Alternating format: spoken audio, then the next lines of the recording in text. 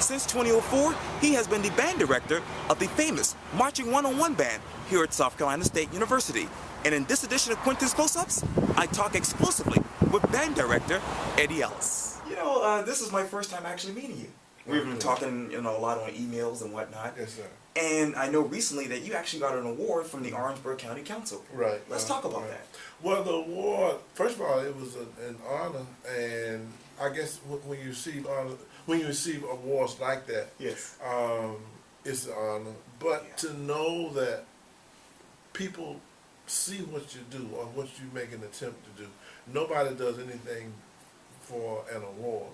But when you receive one, based on what you've done, it sort of makes you feel good. It makes you feel proud, and again, it makes you. It's an extreme honor. Yes, sir. And too, I read actually that you were taken by surprise when you were chosen as the guest conductor for the Intercollegiate Music Association's conference, which will be taking place in February. I was. Tell me, how surprised were you taken? Very, very surprised, because again, to be honored by your peers is probably one of the biggest honors you can get. When 9 times out of 10, there are a lot of people who look at what you do and they may enjoy it for the entertainment purposes of it, but people who actually know what's entailed in being a band director or a teacher of instrumental music, and when they support you or honor you by being a guest conductor, it's that's an extreme honor. And everyone knows you as the band director for the Marching 101 band, but beyond music, who's Eddie Ellis? Well, Eddie Ellis is a person who it's kind of hard to go beyond music, because music is my life. Yeah. I've been involved in music since the 5th grade. Wow. Elementary school, high school, the 8th United States Army Band, and Morris Brown College, South Carolina State University. So beyond music, really, it's bad to say, but it's kind of difficult to say what it is, Eddie Ellis, beyond music. I'm a very private person. I consider myself a people person. I love to have fun, but I don't get a chance to do that as much, because doing this, especially doing football, and especially South Carolina State University, is very competitive. And every week you've got a different game, different show, and you've got to motivate the students to want to do well as we prepare for those different shows. So Eddie Ellis, I would just say, is a hard worker, is a very passionate person about what he does, a lover of students, a lover of kids, and a lover of music, and a person who would do anything that he can for his students. And you touched on this a little bit earlier, but let's talk about your 10 years here at South Carolina State University. How's that going so far? It's going well. I came in 2004, and there were some things that we had to do. Prior to my coming, my predecessor, he became ill. His mother had passed, and there were a lot of things that we had to do in order to just re-energize the program. We've had a lot of success in terms of help from administration. Alumni has helped, as well as the SCSU fan. And let's talk about the late Ronald Surgeon, if I can. When you think of him, what comes to mind? A brilliant man, a person close to genius, a person who worked his butt off in the name of South Carolina State, and a person who I don't think received enough recognition and award because of the work that he did. To try, there's no way that you can follow a person like that with shoes as big as the shoes that he was, but it's a person that I'm glad my tenure here, especially the first 8 years, went smooth because of him. I was able to talk to him, things that other people would say. He would come and give me the rest of the story. Right. And so I'm just proud that I had got a chance to meet him, although I had met him before coming to South Carolina State. But he was a wonderful, wonderful, wonderful man. And let's talk about your college years at Morris Brown College. Okay. I'm wondering, who was Eddie Ellis as a college student? Oh, as a college student. Well, here we go. I don't know if I could just go in there. College student. Here we go. Eddie Ellis was a person who had fun. Yeah. Eddie Ellis was a person who loved to come to band practice. Yeah. Eddie Ellis loved being in band, as I said before. Oh, yeah. But I guess you would say I had fun Yes. when I was in college. I really enjoyed my college years. Oh, I bet you did. Yes. We'll keep it like that. Yes, sir. And you know, I'm looking around your office here, and I see all these degrees from Georgia State and, of course, the University of Texas. Tell me, why is education so special to you?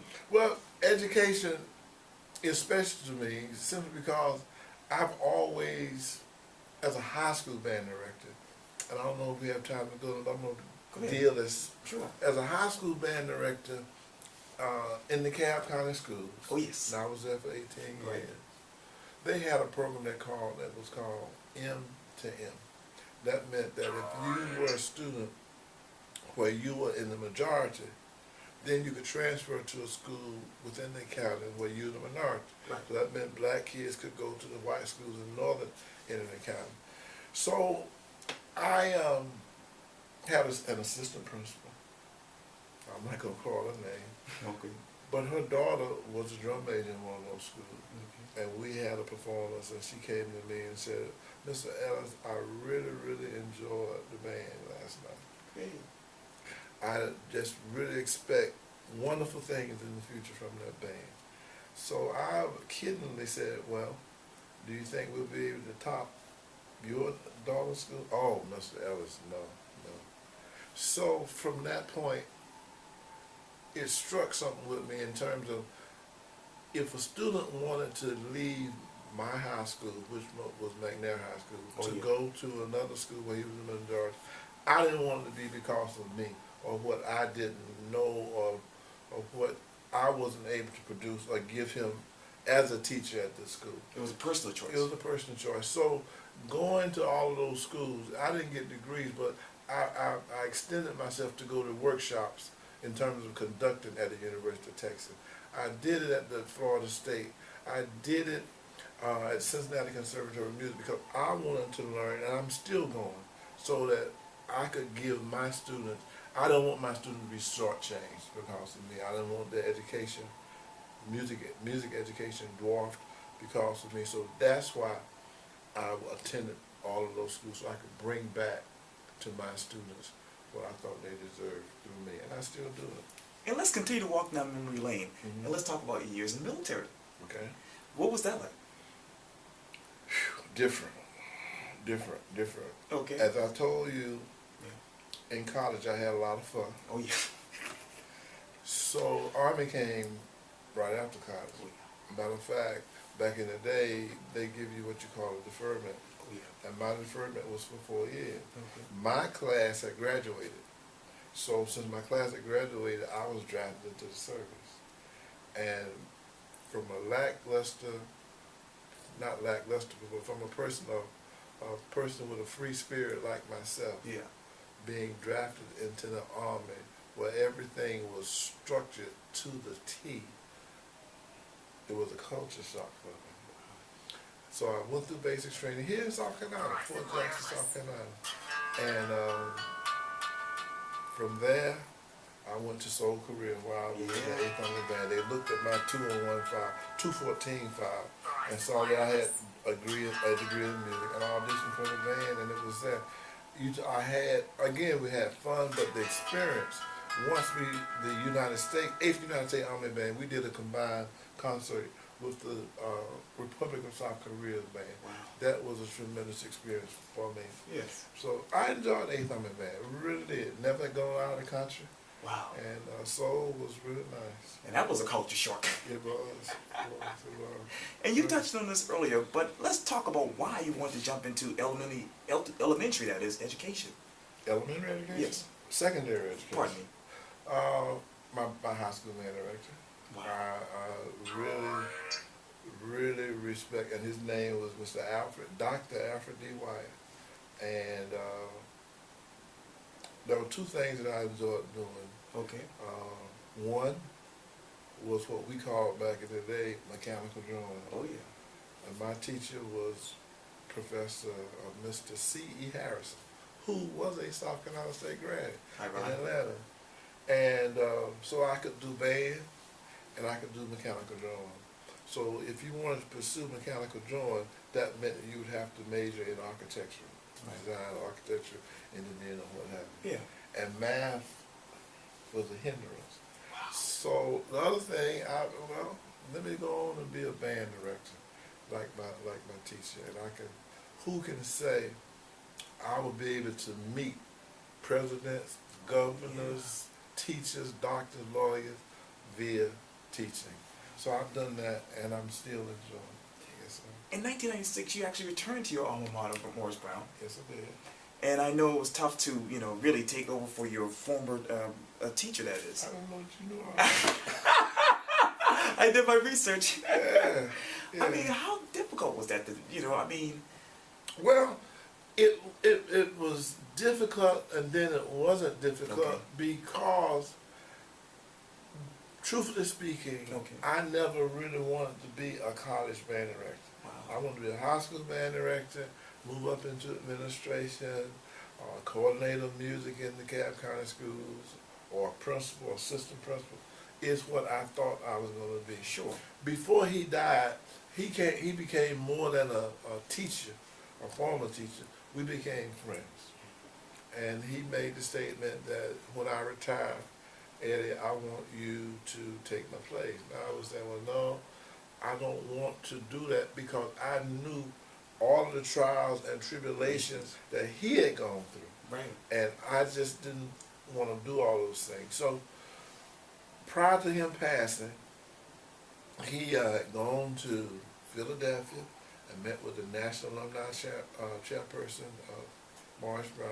Okay. He had gone to Washington, D.C., just making his round. And everywhere he went, I later heard, he was telling those people that when he retires, he wanted me to come. And so he left Philadelphia, drove to Savannah, where his relatives were, and they were going to see Waiting to Exhale. And he went upstairs to get dressed, had a massive heart attack. Oh, gosh. At that time, that's when I was at Florida State, working on an administration degree. So when I found out and they called me, I had second thoughts. I said, do I want to do this or do I want to stay in secondary education?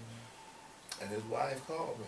Wow. And when she called, she said, Eddie, you know how Cleopas felt about you, and I want you to go over and take over that band. Because he was basically lobbying for you to take that job. Right, he had lobbied for me to take the job, and I took it, and the rest is history. Even when they had issues, I tried to go back to school again to get into administration. And then someone told me about the vacancy here, and so now this is it, music. And you touched on this earlier, but let's talk. You talked about Waiting to Exhale, obviously. Right. But when you were at Morris Brown, you actually were involved with Drumline movie. Drumline. That was in Atlanta. Atlanta is a mecca in terms of entertainment and artists, R&B artists. And I had a chance to meet Andre, 2000 of Outkast, and Ricky Smiley, Bone Crusher, and there was a battle of bands at Morris Brown, and at that battle of the bands is when Outkast came in, and one of my band parents, I'm missing something, one of my band parents was a hairdresser of Andre's mother, or either they were at the hairdresser, and he was looking for a band. Wow. And so she told him about Morris Brown, and that was for Rosa Parks. Oh, yes. The Outkast Rosa Parks. We were in that, but because of that, that was controversial in itself. That was controversial in itself, and I'm not sure of the details behind this, but when we were asked to be the band, if you remember Drumline, Yes. Yes.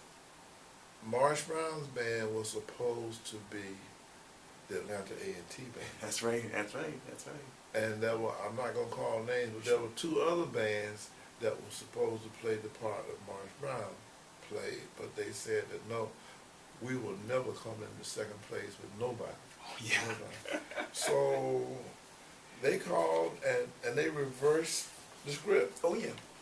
And that's when it ended up the way it was. Nobody thought that movie would Be anything, because we had done another movie. Oh, yeah. Pay the price. It never. They had one camera, so when Just like this. just like it was a bit bigger. Okay. And after we've done Pay the Price, and they came in with Drumline, said, well, Mr. Ellis, after they were doing it, are you gonna get in this scene? I said, no, I didn't want to stay behind. I'm gonna stay behind. Right. Mm-hmm. But as it went on and on and on, I said, this is gonna be something. So toward the end, that's why you only see me in there maybe once. That's toward the end, for 10 seconds. Yeah. Because I said, well, yeah, I better jump in this thing now. But that was a tremendous experience, not only for Marsh Brown, but for HBCU bands all over the world. Oh, yeah. People, there are a lot of people who may admit it, or there are some who will, but that movie, Drumline, did a lot positively for HBCU bands. And now, if you look at TV now, you're seeing a lot of bands that do things that a lot of predominantly white bands are doing things that at one time they considered taboo. Oh, yeah. Because of Drumline. Right. And the simple reason, people enjoy what we do in HBCU institutions. That is so true. So that was Drumline was the impetus for all of that. And from talking to you over the past couple of minutes, it seems like you've been at the right place at the right time for everything. Right? Well, that's the Lord. Yeah. Amen. Amen. Absolutely. Absolutely. Yeah, that's the Lord. Right. And we know that you love, obviously college and education and of course music. Mm-hmm. But what is something else that people don't know about you? Something else that people don't know about me is that I'm very on my own time. I take it seriously because I'm around so many people. I consider myself to be a very private person. Yeah, you mentioned that. I don't have a lot of. I have a lot of associates, but not a lot of friends. That's the way to be. That word friend, I cherish that word. Yeah. Mm-hmm. So when my private time, I'm with my family. When I can, of course, my family is in Atlanta. Yeah. And my friends, I have some friends here in Orangeburg, but I go to Atlanta as often as I can to sort of just stretch out and relieve the stress of the week and of football. Yeah. And just being the private person I'm in. But Eddie Ellis is a person who really loves people, love his student, and I love music education. And basically, I can't put it any simpler than that. I love what I do. I love the students that I meet. And like I said before, anything that I can do, I've gotten in trouble for it, but anything that I can do for my student to help them matriculate through South Carolina State University or any other place I've had, I will do it. Yes. And will continue to do it. And finally, what's the next chapter for you? Because you've been here for 10 years. Right. You of course you worked in secondary education, Right. and then you've been in movies. Right. So what's the next chapter for you? Well, the book is still open. This is chapter 12. I'm waiting on chapter 13. Yeah. And I hope it's here at South Carolina State. It will be. Right now, this is what I want to do. There's some things, there's things that you see football-wise or marching band-wise, but I want to see if I can improve music education in the state of South Carolina via our graduates from South Carolina State. Yeah. So that's what that's my goal now, to improve music education, especially African American band, predominantly African American band. Mm-hmm. And we do that through our help, but if we can graduate, if we can recruit outstanding high school musicians and graduate them and put them out into the school system in South Carolina, then that part of it, I think I would consider myself successful. But right now, we're still working on it. We have some kids, but there's some outstanding South Carolina State graduates out there, you know. But we want to keep them coming, and there's some states who put more in the music education than this state. Yes. Yeah. And music is a part of life. Socrates or Mozart or someone said, "A man without music hath no soul." And so I want to put that music out there so everybody can benefit and have soul. There you go. There you go. Yes, sir. Mr. Eddie Ellis, it was so great talking to you. Man, my pleasure. Thank you. Let's do it again. We will. We definitely will. I'd love to hear it. Everybody.